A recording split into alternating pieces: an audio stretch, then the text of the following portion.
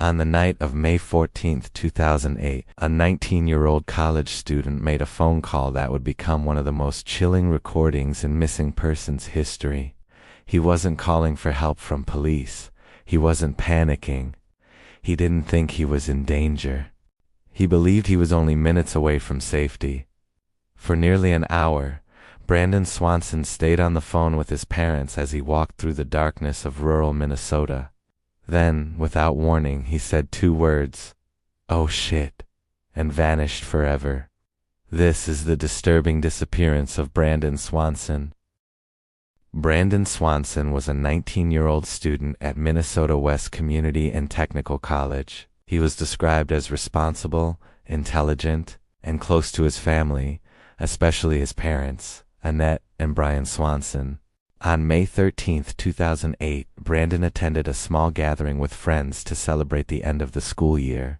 Alcohol was involved, but by all accounts, Brandon was not heavily intoxicated. Shortly after midnight, he decided to drive home. That decision would be the last confirmed choice he ever made. Around 1:15 a.m., Brandon called his parents. He told them he had driven into a ditch. He wasn't injured. The car wasn't badly damaged. He simply needed help. But Brandon believed he was near the town of Linde. Here's the problem. He wasn't.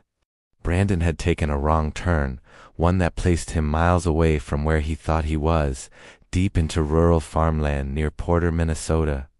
His parents got in their car immediately and told Brandon to stay put. But Brandon didn't want to get in trouble for drinking and driving, so he decided to walk. For the next 47 minutes, Brandon remained on the phone with his parents. They drove around, flashing headlights, honking, calling out his name. Brandon said he could see lights in the distance. He believed he was walking toward Lind, but every direction he took pulled him farther away. At one point, Brandon said he was walking through fields, then gravel, then grass. His parents could hear the sound of water in the background. At 1:54 a.m., Brandon suddenly exclaimed, "Oh shit!" The line did not disconnect, but Brandon never spoke again. His parents screamed his name into the phone. Nothing. The call remained open for several minutes, until it finally dropped. At sunrise, police launched a massive search. They found Brandon's car as it was stuck in a ditch near a gravel road. But Brandon was gone. Search teams combed the area. Dogs picked up his scent leading to the edge of the Yellow Medicine River, and it stopped. No footprints, no clothing. No sign he ever emerged from the water. Despite extensive searches, Brandon Swanson was never found. What could have happened? Theory 1, accidental death. Many believe Brandon fell into the river and drowned, but the river was shallow in places, and no body was ever recovered. Theory 2, exposure. Minnesota nights are cold, but Brandon was physically active, talking, moving, and vanished suddenly. Theory 3, something else. The sudden exclamation, the silence, the open phone line. Whatever happened to Brandon Swanson occurred in an instant, and it was unexpected.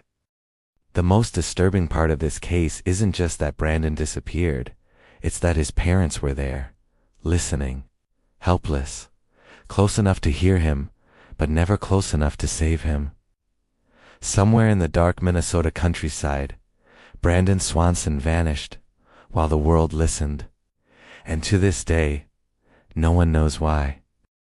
After police initially dismissed her adult son's disappearance, Annette Swanson pushed for legal change, believing an immediate investigation should be required for missing adults as it is for children. She shared her experience with Marty Seifert, who introduced Brandon's Law, amending state law to require prompt investigations for all missing persons. Despite early resistance from law enforcement over privacy and technology concerns, the bill passed the legislature with bipartisan support.